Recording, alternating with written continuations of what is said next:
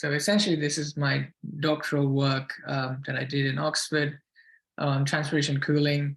So at the moment, I'm a postdoc at the University of Maryland, but this work is the one from my doctoral work, and this is why I have the slides from my PhD alma mater. So I don't have that many slides today. I think it's going to be about 45 minutes of talk, and I'd love to take some questions after that. So yeah, feel free to jot down your questions as we go forward. Okay, so today we're going to talk about transpiration cooling. So before we do that, I'd like to dedicate this talk to Professor Luc van der Peer from Imperial College London, who unfortunately passed away last year. A lot of the work you're going to see on ultra high temperature ceramics, zirconium diborate porous samples that I used for my research was actually produced by him from his lab. And he's not only a great scientist, he was also an amazing human being. And I hope that I not only learned science from him, but also, just to conduct oneself as well. So yeah, so today we're going to start with a question. So this aircraft that you can see here, this one is a 777. To be exact, it's 777-200 long range. I took this to fly from London to Washington, DC, where I am now. So the list price of this aircraft is, roughly speaking, about 300 million US dollars. And it can accommodate about 300 passengers. So if we were to use this aircraft only once, say I were to fly from London to Washington, DC once, and then throw it out. So one-time use for a vehicle like this, then our ticket price would be a minimum of $1 million per person. And that would be, if I were to ask you whether that's a good idea, most of you would say, no, that is not really a clever idea. But that is essentially what is happening in space today. And this is why space travel is astronomically high, the cost of space travel. So transpiration cooling of a hypersonic vehicle. So we're talking about a particular cooling method, but why do we need to cool it? Why do hypersonic vehicles get hot? And I'm going to introduce that problem in a few slides here. So let's look at the problem and some definition here. So today when we fly, generally fly about at speeds that are 85 to 87% of the speed of sound. So that's subsonic flight, just a little short than sonic speeds. So that's your general Boeing and Airbus aircraft. Now, if we go up a notch, that could be the fighter jets or the passenger carrying jets, such as the Concorde, which flew at Mach 2, so 2 times the speed of sound. And that would be supersonic. So that's above Mach 1, supersonic speeds. And this took us from, say, London to New York in about 3.5 hours, which today would take about 7 to 8 hours. So it really cuts the travel time by half in this case. So this would be a supersonic vehicle, right? So if we go even further, if we go beyond Mach 5, then we have a class of vehicles that we call hypersonic vehicles. So these could be futuristic passenger carrying jets like this one here, which could take us from London to New York, London to, say, Hong Kong within 2 hours. We obviously don't have a vehicle like that. We do have some companies working on them, but the typical hypersonic vehicles that we have today are actually rockets. So any rocket that goes up and the capsules that are coming back, such as, say, the SpaceX capsule or the space shuttle that we had, they generally come in at much higher Mach numbers. So it can be above 20.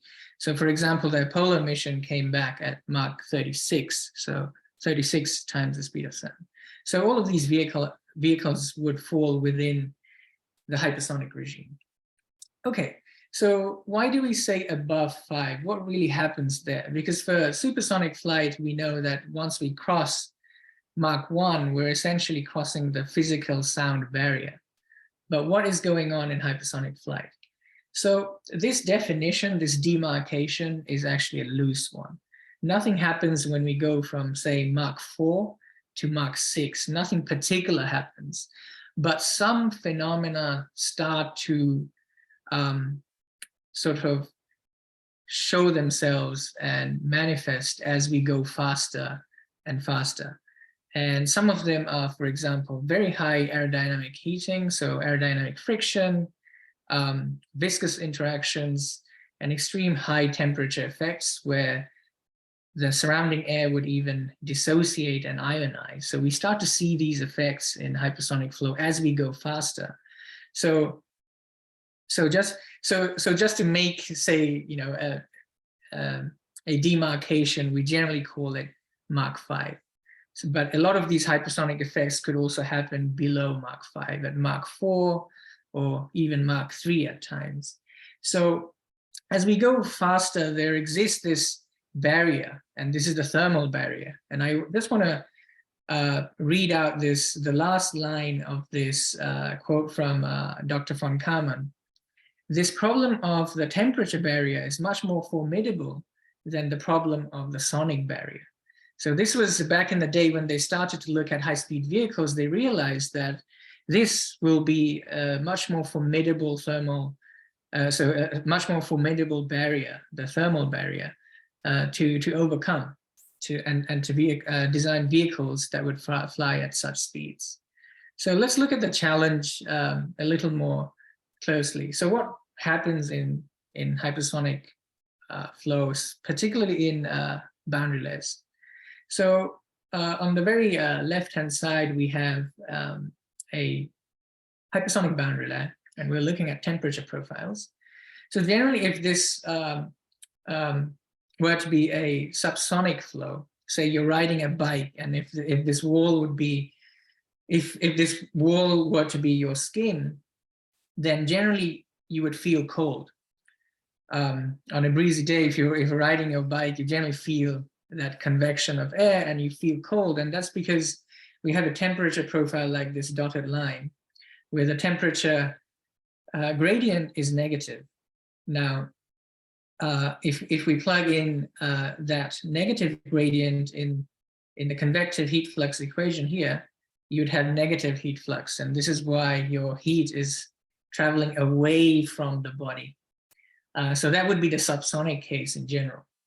Now, as we go faster and we become compressible, the flow becomes compressible, and we increase the Mach number, at some point that kinetic energy through viscous dissipation generates a lot of heat close to the wall.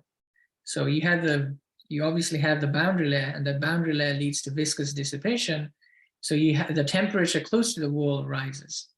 And this is why you'd see, as we go faster, you'd see the temperature profile becoming positive. So it will first become negative at 0 at the wall, and then positive at the wall. So the case where it's 0, we generally call it adiabatic wall temperature. So if we don't want any heat flux to go in, we can increase or operate at a much higher wall temperature of the vehicle.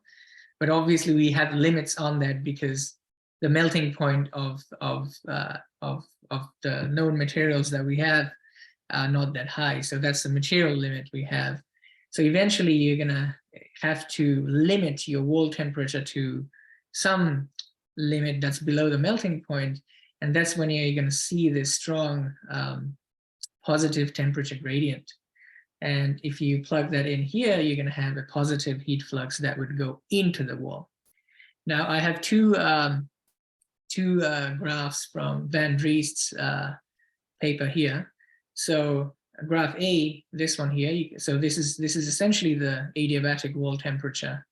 So if we were to have a wall temperature where you would have a profile like the one here, where you have a temperature gradient of 0, then you can see as we go up in Mach number, up to 20, your temperature ratio is going up. So as we go higher and higher in Mach number, we also have to increase the wall temperature to stop any heat flux going in. And at some point, we can't do that because the wall would start to melt.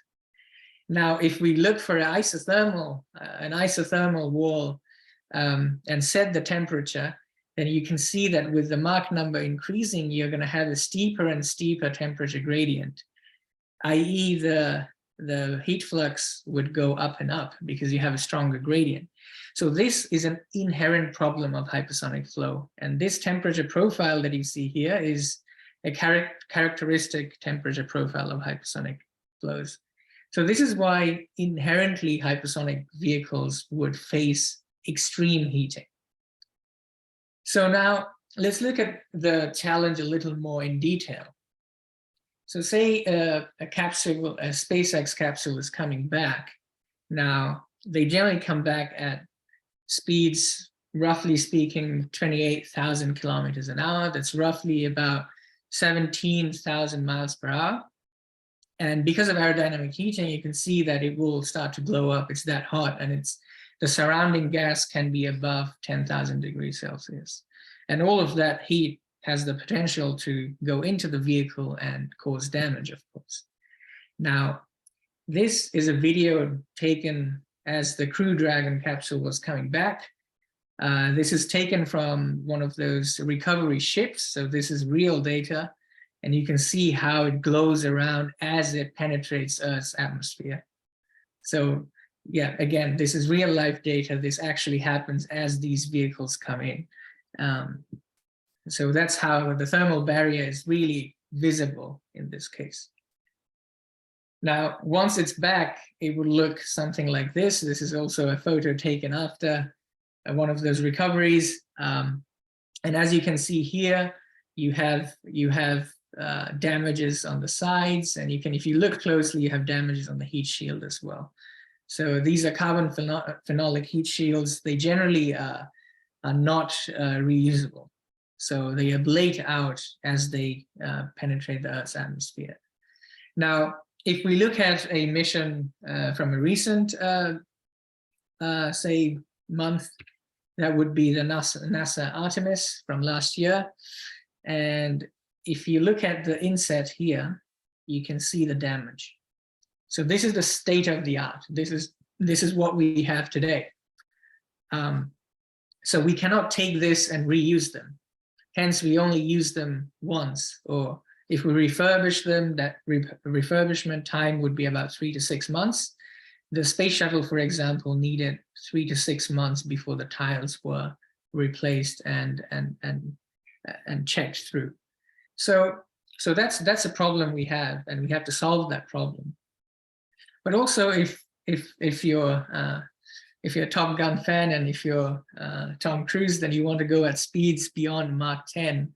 So if you want to have hypersonic cruise flight, then you'd have to solve this problem as well. And it's quite a nice render from Lockheed Martin. You can see that the leading edges are becoming so hot that it's glowing. And close to the leading edge, you can see the purple plasma. It's a great rendering just to show what could happen.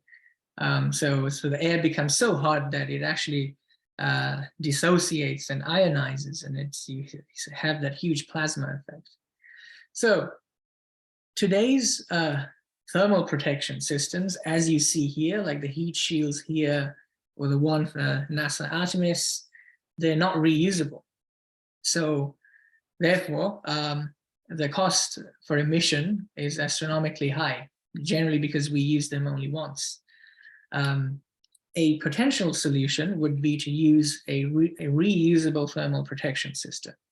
And one of the promising methods there is transpiration cooling, which is part of active cooling methods. So we're going to look at that problem today, and that is the central topic here.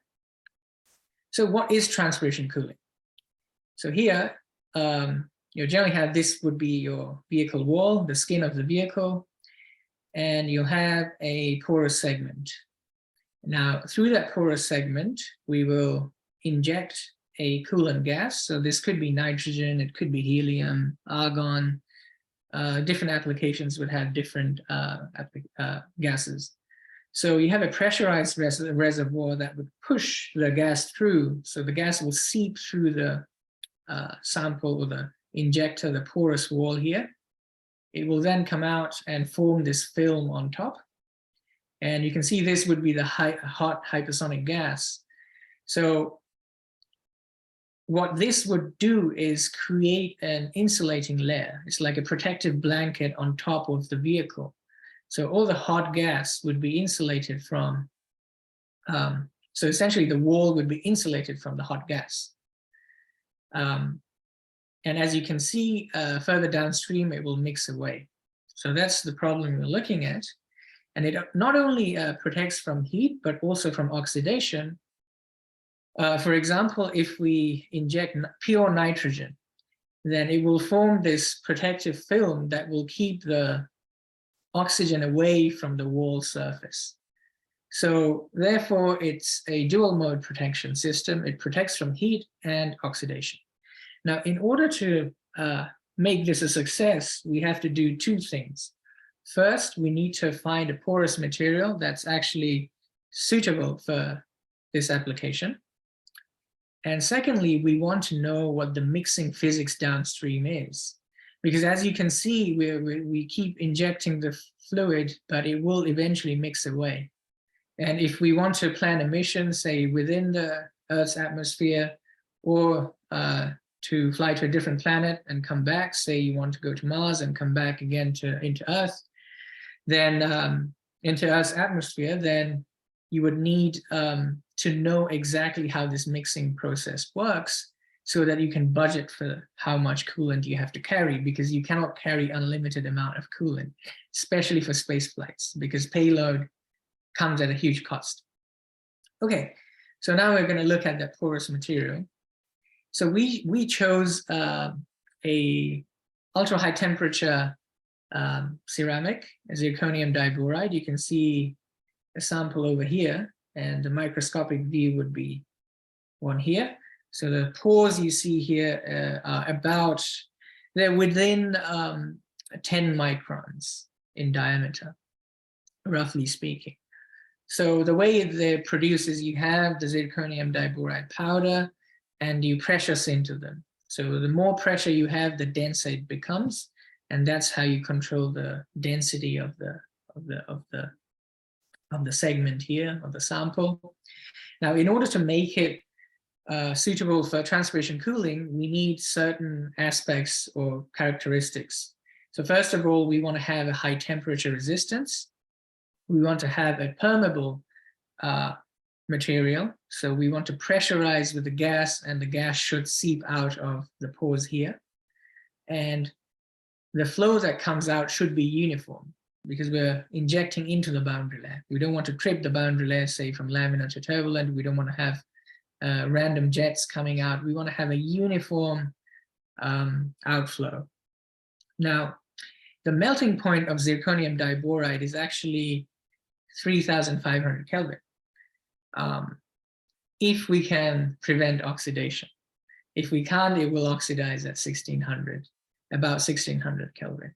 So if we can prevent oxidation, it has an excellent operating temperature of above 3000 Kelvin. So it's already, it has the first characteristics that we're looking for.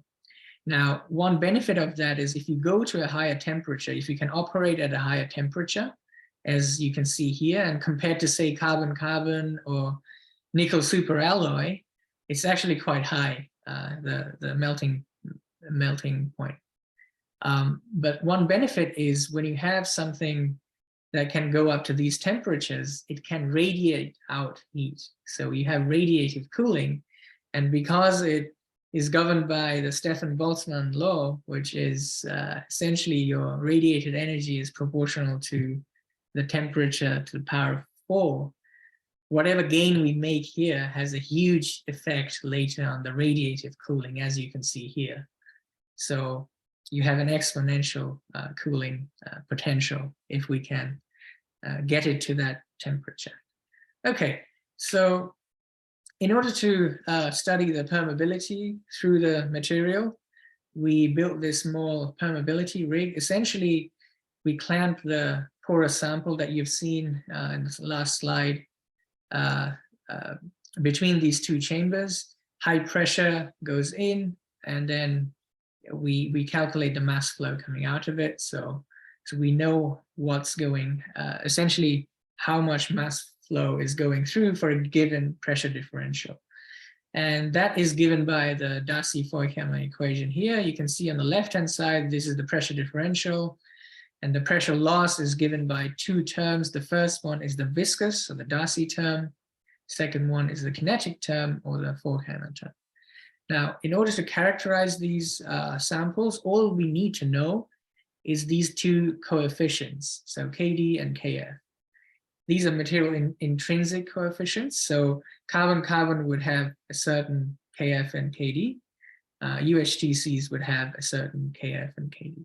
So we did these experiments and really for the first time characterized these two or measured these two coefficients and reported them, including the uncertainties, doing a Monte Carlo simulation.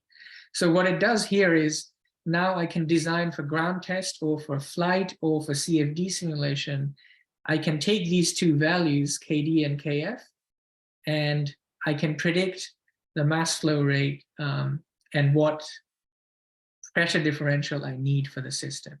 Say I'm doing some ground testing in a hypersonic wind tunnel. I want to do transpiration cooling, and I want to find out if my target mass flow is this, then what pressure do I need underneath the sample, right? That's all it does really. So after that, we did some outflow measurements with hot wire, miniature hot wire in this case. So we have the sample attached to this plenum. The plenum is pressurized with air. So air is coming out through the pores. And we had a hot wire, as you can see here, that traverses in the X and Y direction, so across the surface. And that gives us these beautiful plots, really. So, so these are normalized velocity. One would be close to the average velocity. So what you can really see here is we do have some variation, but the variation is maybe 1.6 times the average or 1.8 times the average at max. And when it goes down, it's close to maybe 0.2. So we don't see any difference that is an order of magnitude higher. It's not like 100 times higher. That would suggest that you have individual jets. And as you can see here, the distribution shows that the standard deviation is within 25% of the mean, so it's not above 100%. We don't have order of magnitude changes. And a contrast, it would be good to uniformity of the flow. This is something relative, so it's good to compare it to something that is also a candidate material for transpiration cooling. That would be carbon-carbon samples. And this was done at DLR using pitot tubes. Essentially, this is a cone looking from above. So you can see here, you have the general flow in yellow, and you have these darker dots in purple. And if you look at the color bar here, it's actually around 100. So you can see that these dots are 100 times higher than the rest. So these would indicate that you have individual jets coming out. So you could say that this is not uniform, comparatively speaking, of course. Okay, so we've looked at the uniformity, we've looked at the, obviously it comes with that higher melting point. So the question is, can we prevent oxidation? So we took one of these samples to Stuttgart in Germany. They have a plasma wind tunnel, and we exposed it to the plasma wind tunnel. So the plasma beam you can see here, so this would be the head, and this is where the sample was. So this is before testing. Now we do a test without any injection, and you can see it's fully oxidized. Now we do a test with nitrogen injection, and you can see that it pretty much survives oxidation. So this again shows that we can avoid oxidation, and therefore we can actually tap into that, say, potential of 3,500 Kelvin melting point of UHTCs. So, okay, we can say that we have qualified the zirconium diboride porous samples for the purpose of transpiration cooling. Looks like it does all of the things that we wanted to do. Now we come to the central question of today's talk, which is, what is the fundamental mixing mechanism between the injected gas and the outer gas. Because if we know that, we can predict how much coolant we have to carry for a given mission.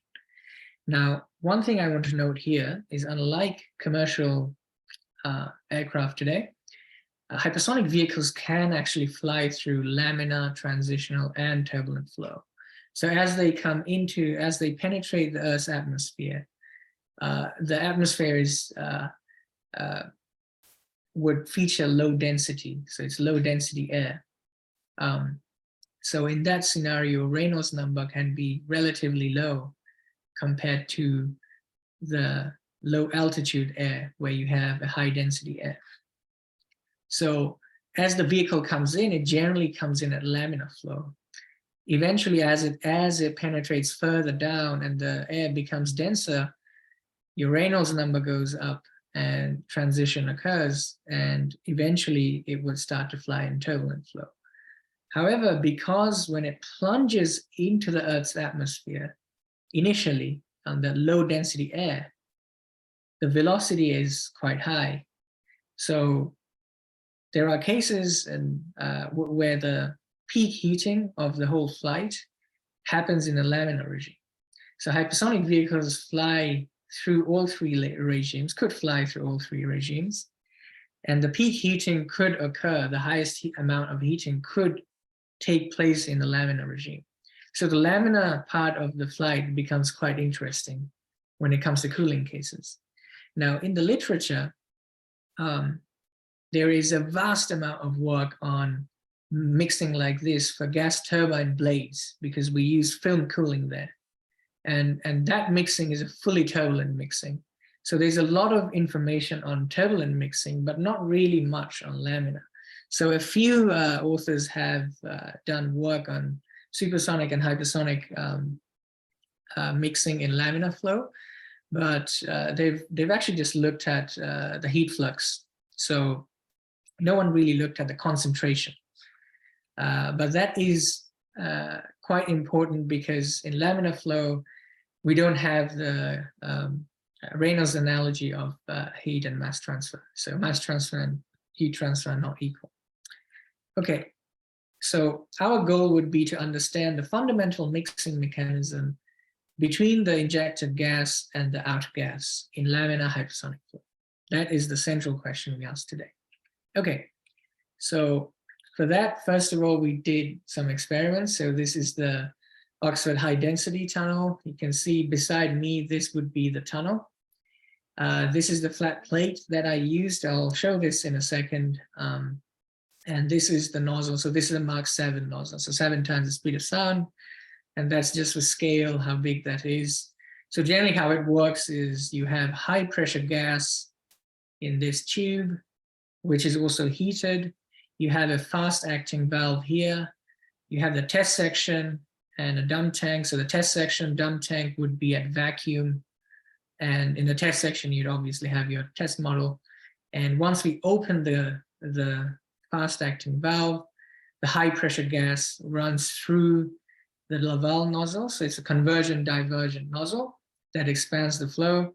And then you have your hypersonic flow for us, the test time was about 30 milliseconds.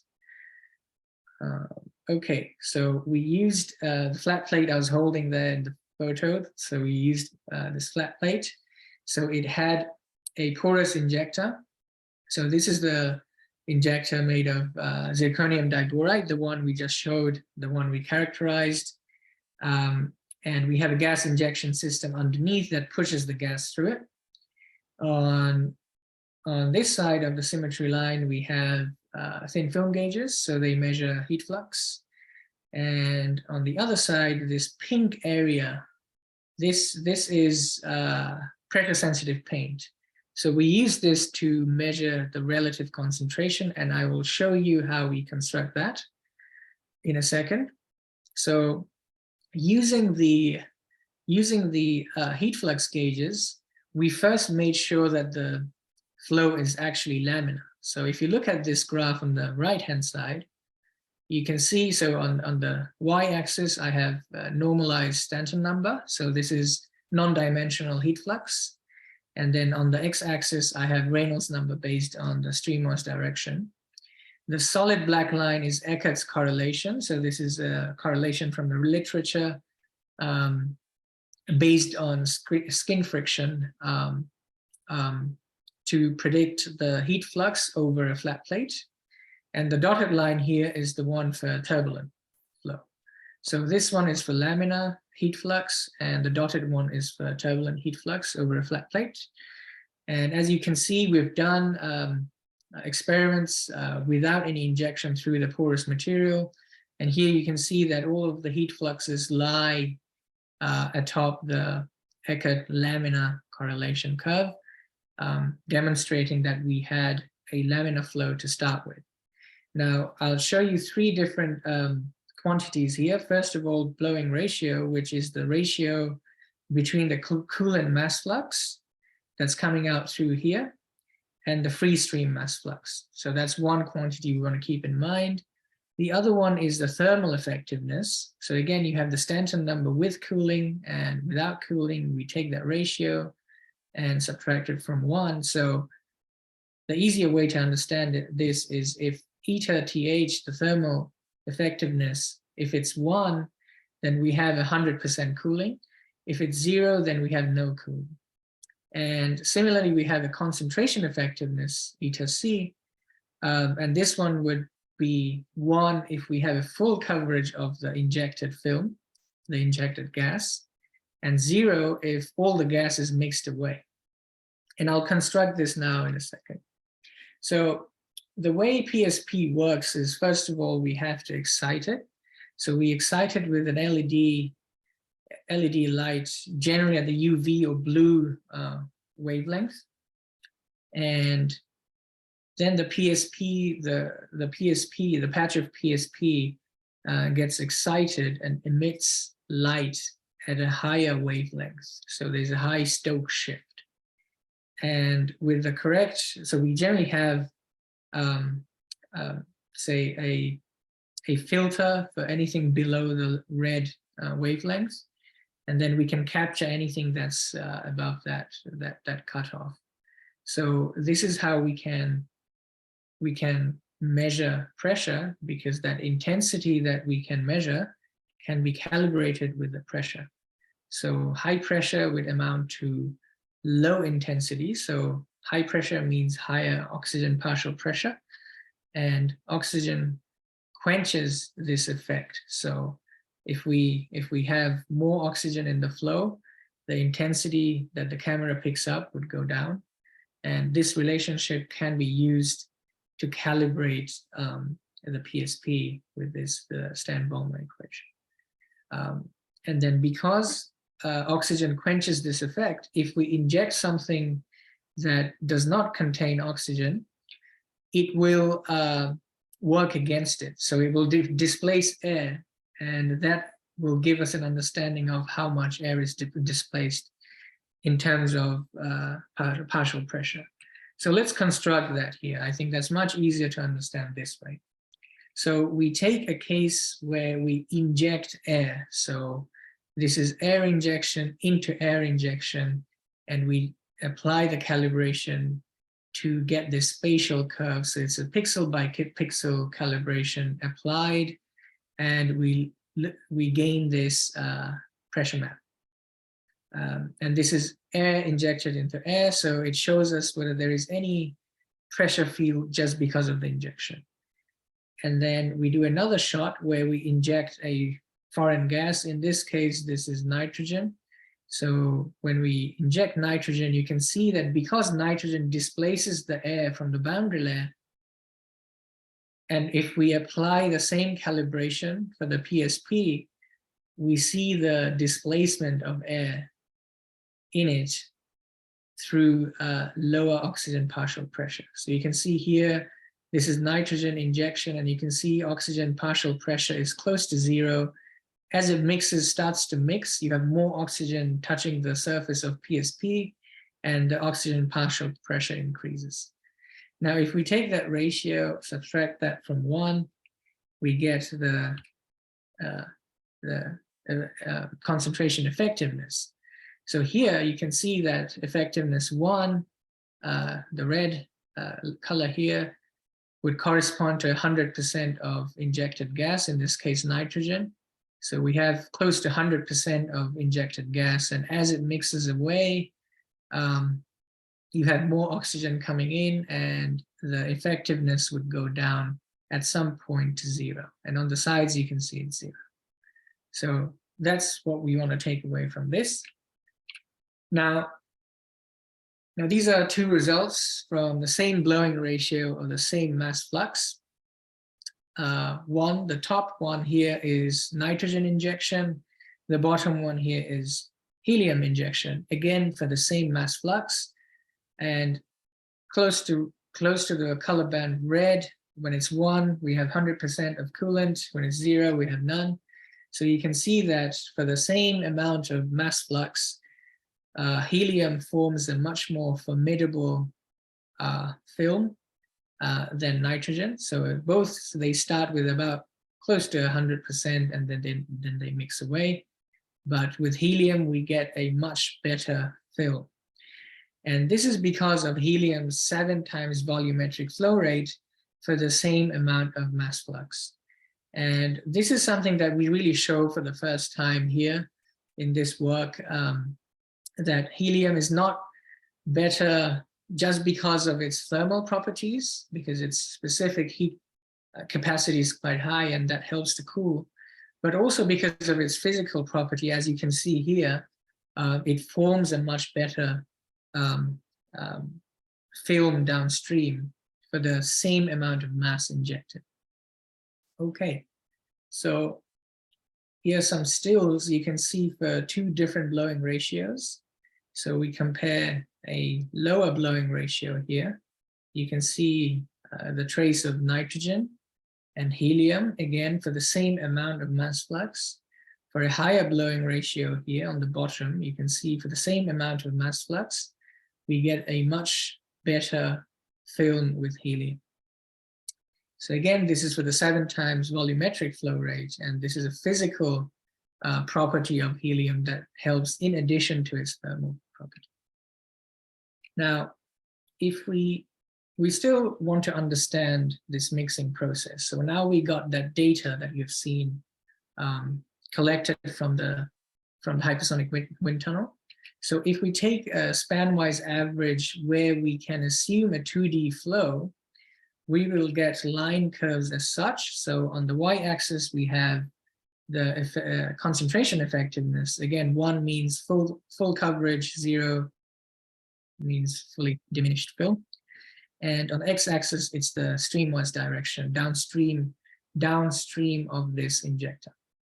So you can see for different blowing ratios, i.e. different mass fluxes, you have a curve that's generally falling monotonically.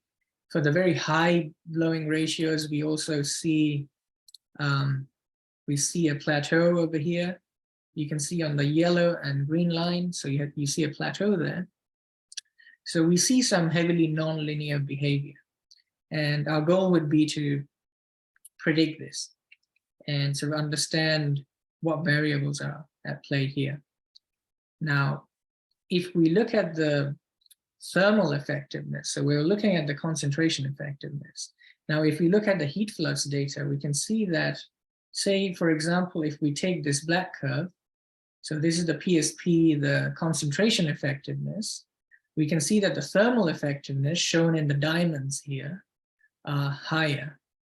And you can see systematically, if you look at the blue one, the blue dots are higher than the concentration effectiveness. So the thermal effectiveness is always higher than the concentration effectiveness. And that is because in laminar flow, it's not a vigorous mixing like in turbulent flow. So it's a slower mixing process. So looking at that, our hypothesis was that this fundamental mixing mechanism could be diffusion. Now, there are other mixing mechanisms out there. For example, dispersion is one that we really thought about, but we went with diffusion first. And we developed an analytical model to explain this. So we went on from the data that we collected, then we posed the question, can we actually do like a simple, since it's a flat plate, can we actually do a simple analytical model to explain this? So the way we do it, we assume that the coolant, the slug of coolant here, travels downstream as a binary gas mixture. And it mixes away in one dimension in the wall normal direction, and follows the diffusion equation that was based on our hypothesis. So if we take this one-dimensional diffusion equation and we perform a small coordinate transformation and bring in the distance and velocity. So distance here, x prime would be the distance starting right downstream of the injector. We find this solution, which is an explicit solution. And then this is, you can have a look if you want to have a look at this in further detail. It's from Crank, The Mathematics of Diffusion, excellent book. So there are lots of different scenarios there. So we take this, and for the case of the wall, because we're interested in the wall, remember the PSP was in the wall, the heat flux happens at the wall. So we're interested what's happening at the wall at y equals 0. And that really brings us this easy, nice equation. And there we define this bit in the brackets as the driving parameter. And we'll see why we call it the driving parameter. And the driving parameter constitutes the velocity. And h, we will talk about h in a second. We have the diffusion coefficient. This is the binary diffusion coefficient between two gases. And x minus x naught is essentially x prime here. So this is the downstream distance. We get the diffusion coefficient, again, with the binary diffusion coefficient formula. This could be, for example, if we assume that the main gas is air, we can take nitrogen and air, or helium and air, to construct D in this case. So this would be our analytical model for this problem. We still don't know H, so we'll have to look at what that is. So H is essentially the initial height of the coolant that comes out. Now, if we look at how it propagates downstream, so first of all, just immediately downstream of the injector, we can assume that it's a slab like this, so the slug of coolant. And then as it travels downstream, it will start to mix and spread out. So this would be a spread out in the Gaussian form.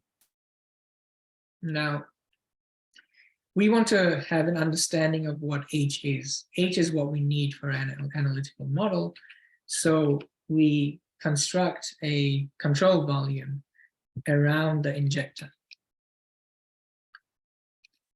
So here, first of all, to get H, we construct H out of two components. One is H prime and the other one is delta entrained. Let's look at what H prime is. That will come from this control volume analysis over the injector. So this one here is the injector. We're injecting fluid. So rho sub c, u sub c, and s would be essentially your continuity, the mass flux that's going in. And the mass flux coming out would be so rho sub c. So we assume that the density stays the same, and we make a strong assumption that it would accelerate to UE. In this case, UE is the edge velocity, so the edge velocity of the boundary layer.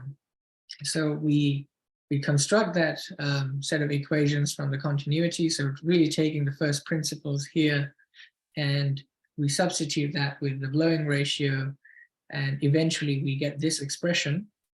So it's dependent on the main flow gases molar mass, the coolant gases molar mass, the edge temperature. So this would be the boundary layer edge temperature, the wall temperature, the blowing ratio, and S is the length of the injector.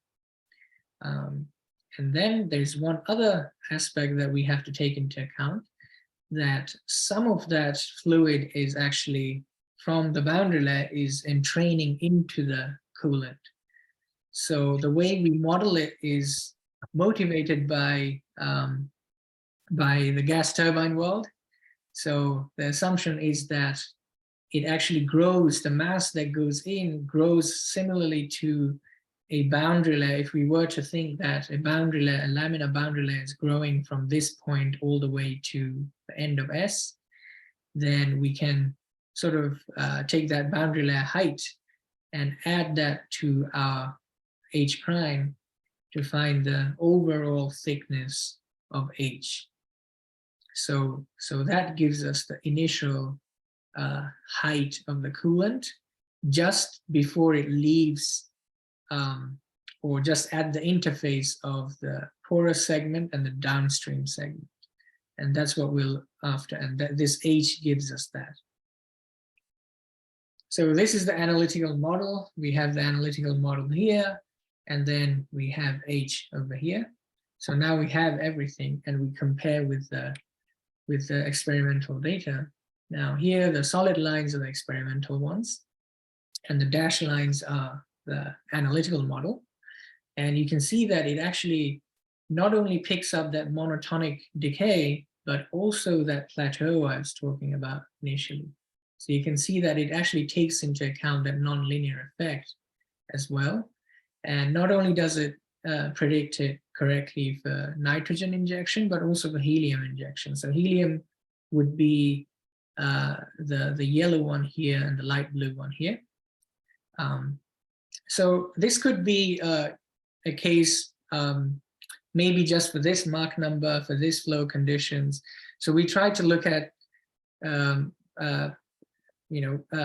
opportunity to normalize it so much so that we find something a little more general. So remember, I was talking about the driving parameter tucked under this bracket here. So we take the data and plot it over the driving parameter. So you have the driving parameter on the x-axis instead of the streamwise direction. And the driving parameter takes into account the diffusion coefficient, the velocity, and H, the height of the coolant slab. And then we normalize the y-axis by C naught. So C naught is the concentration on the injector itself. And as you can see, there's a full collapse of the data.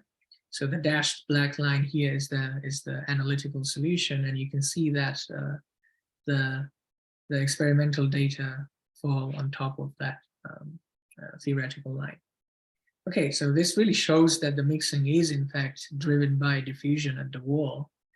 And it also gives us a good understanding of what the certain variables do. Say now I can, from this analytical model, I can find out what the effect of increasing or decreasing velocity could do, what the effect of temperature and pressure is, because that's, so the diffusion coefficient is a function of the outer temperature and pressure. We can see what happens with the blowing ratio and so on and so forth. So that really helps us to understand the problem. And I would want to plug one of my favorite quotes here. People who wish to analyze nature without using mathematics must settle for a reduced understanding, by Richard Feynman. So I think it's really something quite useful to remind, especially for us experimentalists. We don't really get to analyze our data so much so that we have a much better understanding of a problem. So it really helps, going back and looking at the first principles, and then also maybe design experiments for it to really understand the problem. So now we can say that the mixing physics is diffusion, so it's driven by diffusion, and we can predict it, as shown. We predict the experimental results with that, and they do match fairly well, given the simplicity of the model. So what can we do with this? What does it mean? Let's take a case. So we have a hypersonic vehicle given here. So we have a porous injector. We have a window to protect. And this would be the trajectory, a very steep trajectory coming in. You have the velocity on the x-axis, altitude y-axis, Mach number on top of the upper x-axis, and time on this color map. And we have certain, say, dimensions for the vehicle. And we want to predict for this 22-minute flight, whether what do we need in terms of coolant mass if we use helium and nitrogen, or nitrogen, and we want to protect the vehicle up to 85% of, say, coolant coverage. So this is for oxidation protection.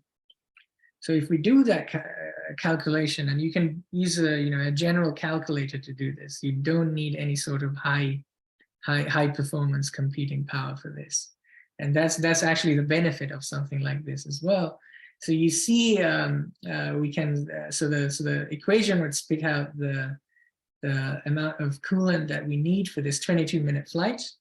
And quite clearly, you can see that if we use nitrogen, we need, for all these different configurations, we need about 3.6 times more mass to carry with ourselves in the vehicle.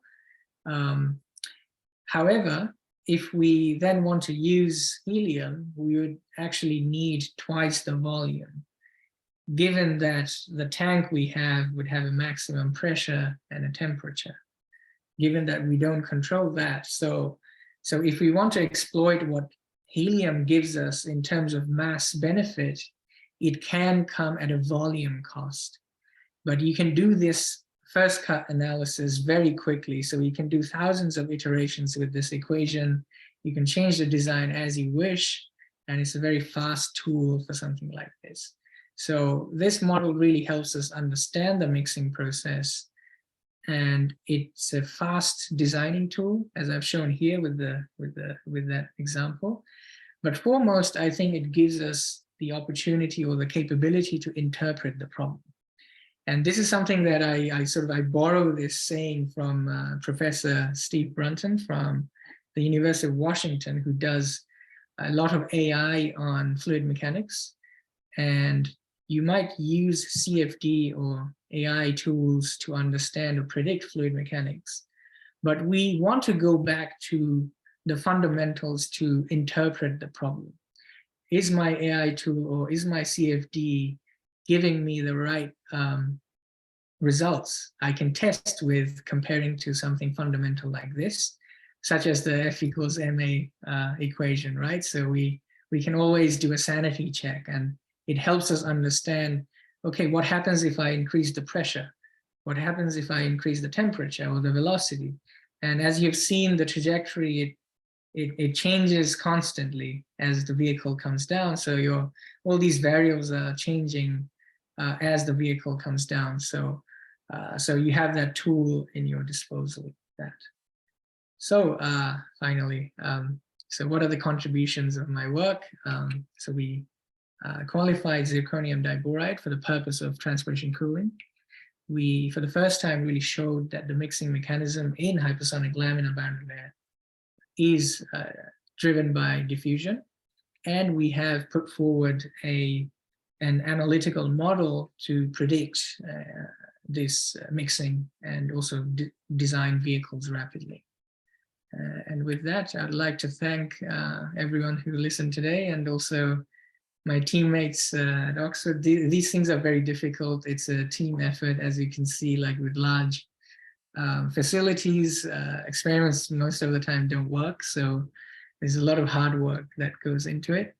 And, of course, it's also a lot of fun. And yeah, you can see the photo with Peng Hao and myself here. So very nice times as a PhD student there as well. So yeah, thank you for your attention. Thanks. Thank you, Hassan. That's a really intriguing presentation. I think you have the magic to make all the presentations very attractive and very interesting. Yeah, I really like it, and your style presentation is just perfect. Oh, thank you. Very kind. Do we have any questions from the panel? I saw we also have professors, Professor Zhang and Professor Pan from the panel. And do you have any questions?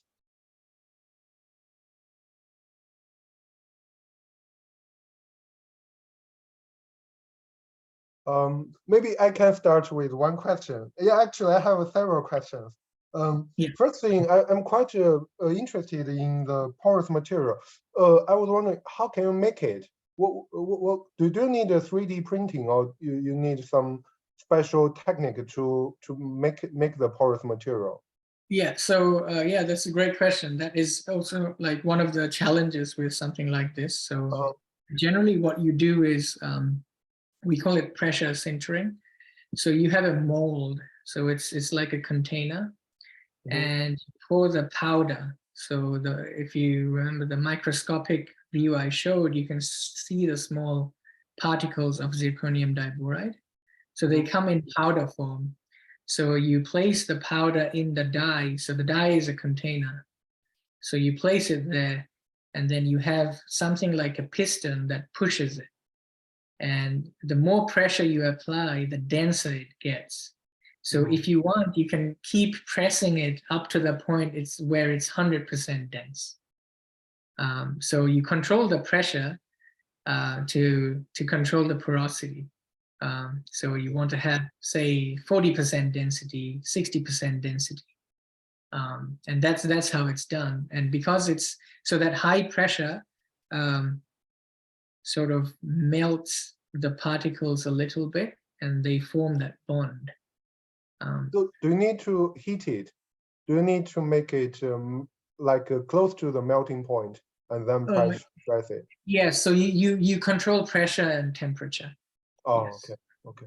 And in such case, it's kind of a little bit random, right? You can't control the exact structure of the material, the porous material. Exactly, and that's absolutely right. So this is why, the sort of the thorough characterization technique I showed was so important for this, because if you have a bronze particle, a bronze porous material, then the particles are spherical. And then you can use correlations from the literature to find out the pressure loss across the material. But because, as you said, it's very irregular, you have no way of doing that here. So you have to measure everything for something like this. I see. Do you think in the future, if we really want to analyze it, we need to maybe do a CT scan for the real structure of the porous material, or is there any other clever way to do that? Yeah, so that's another great question. So if we want to use this, first, one thing is it's quite brittle, so it just breaks like your ceramic plates. So we need to reinforce it. That's one thing. And secondly, so for experiments, generally what I showed here, this actually works pretty well. However, if you wanted to do good CFD simulations, then you want to know the channels to actually mimic the experiments exactly. And from some of the CFD that we have done, if you don't model it correctly, it doesn't predict the mixing on top of the porous segment. If you just say, you have, say, 100 nodes, and you say this is the mass flux boundary condition, it doesn't necessarily work. So you do have to model it, or you have to simulate the porous flow as well, because at a microscopic level, you have small jets that are coming out and interacting with the viscous layer with the boundary layer. So you want to resolve that. And if you want to do that, then you will have to have a CT scan of it, and then you simulate it, right? Yes. So we have, in the UK, we have discussed about this, but we eventually did not end up doing something like that. But yes, if you want to, then you would want to take a CT scan to look at the porous structure. Also, if you use this porous material and reuse it as you proposed at the beginning of the presentation, do you think we will, after several times of use it, we will block the porous material? I think it has a high chance to be blocked, right? By the ashes, by everything. So there are, that's also a major problem that this solution may face. So for our use, obviously the gas that we inject is carried gas. So you either have a helium tank, nitrogen tank, and so on. So the danger, or say the fear of clogging, would be from the outside. So you have a vehicle that's flying and you have small particles from the atmosphere that might clog the pores. Now, if you have something like a flat plate scenario, so you have tangential flow, in that case, the particles actually, more often than not, they don't actually touch the surface. The smaller ones that could clog it. The larger ones may hit it, but it's not going to clog it, right?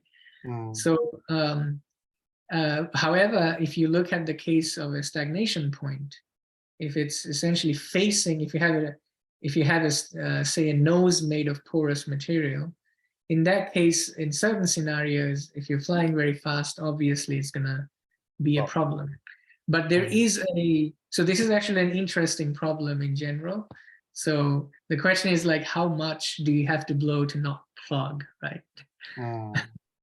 So it's still an open question, and you will probably find a range where it doesn't clog and a range where it does clog. I see. Yeah. Because you're going so fast, every particle is like a bullet, right? That's true. So as you carry the coolant, is it possible for you to carry some water or something like a liquid and then make it phase change? And then I think that will be much more better cooling performance, right? Yeah, exactly. So so that's like one of the proposals I have for work that I'm sort of currently working on. So so that's so what you want to do is you have some liquid, and as it seeps through the porous material, it will become gaseous. By that, it's not only convecting out the heat from the material itself, just by convection, but also it's taking out heat through latent heat, through phase change. So, so this is how better it will be? I am not sure. So how many Celsius degree it can drop? Do you have a rough estimation on that? So again, like, because that's so that would depend on the volumetric heat flux coefficient. And the material. Honestly, off the top of my head, I don't think I can give you a number, but it should at least be good enough to bring it down 10 to 20%, depending on your fluid. 10 to 20%, I think it's a quite modest estimation. Phase change, that's a lot. So the reason I say this is in practice, you may not have a porous segment that is that thick in practice. So in practice, because the thicker material you have, the more pressure you need to push through the gas or the liquid. So a better idea would be to have a thinner layer, and then you have much coarser pores, like larger pores. So you have different layers of porous, say, materials. So, but if you want to have a high heat transfer, then you have to make the pore sizes small. So again, this becomes like an optimization problem. So yes. Yes. So. Okay, great. I think I've got enough questions. That's okay. I love the questions. Great questions. Do you have any questions from the panel?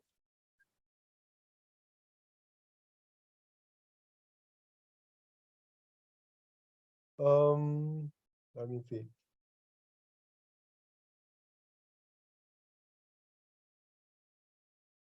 So, anyone has any questions? Okay, let me ask one more question. Yeah, sure. Go ahead. Yeah. So, do you think the gravity will play an important role in the transpiration cooling? I think I saw because if you use nitrogen and helium, the density ratio is changed. Do you think that will play an important part for transpiration cooling? You mean the gravity? Gravity.